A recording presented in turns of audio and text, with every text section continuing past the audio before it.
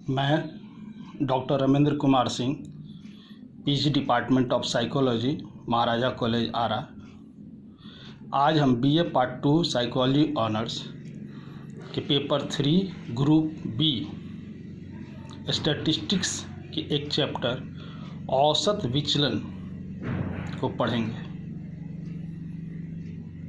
औसत विचलन या माध्य विचलन, जिसे हम इंग्लिश में एवरेज डिविएशन और मीन डिविएशन कहते हैं, परिवर्तनशीलता की माप की एक विधि है।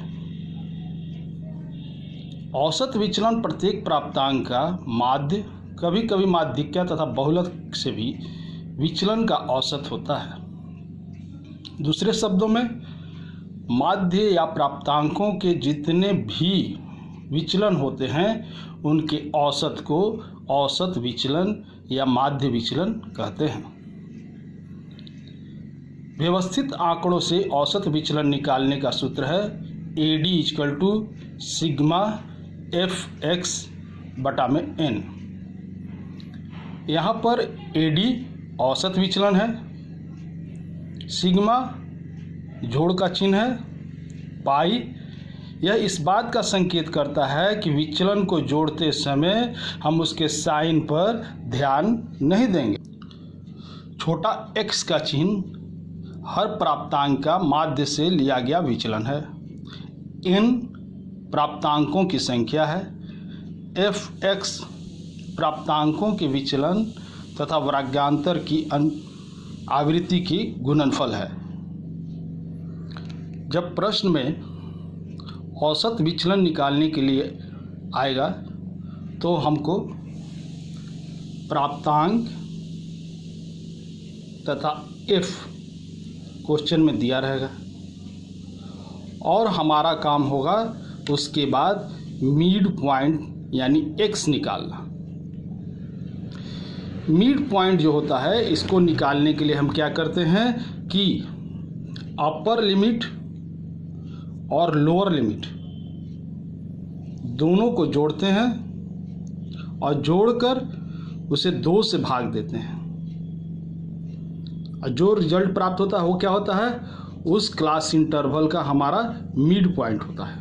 उदाहरण के लिए 10 और 19 वाले क्लास इंटरवल में हम आए तो 19 जोड़ 10 कितना हुआ, 29, और 29 में 2 से भाग देंगे तो कितना हुआ, 14.5।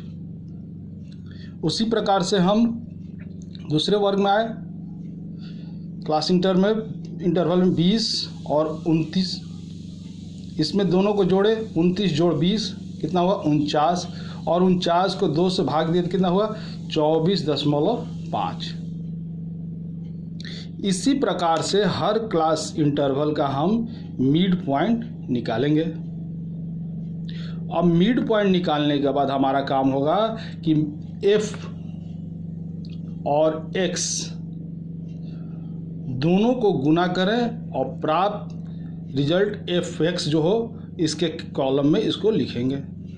उदाहरण के लिए 10 और 19 वाले क्लास इंटरवल में f कितना है हमारा, 5, मिड पॉइंट x कितना आया, 14.5, और दोनों को गुना करने पर f और x को कितना आ रहा है, 72.5। उसी तरह से 20 और 29 वाले क्लास इंटरवल में फ्रीक्वेंसी कितना है, 4, और मिड पॉइंट कितना है, 24.5। इन दोनों को जब हम गुना करते हैं तो कितना आता है, 98.0। अब इसके बाद हम क्या करेंगे कि fx को जोड़ेंगे, जिसको हम कहते हैं सिग्मा fx। ये जोड़ने पर कितना आ रहा है, 29.25। तो मीन = हम जानते हैं कि सिग्मा FX/N। तो हमारा fx कितना है, 2925। इसको 50 से डिवाइड किए तो मीन मेरा कितना निकल गया, 58.5। अब इसके बाद हमारा काम होगा छोटा x यानी विचलन, डिविएशन निकालना।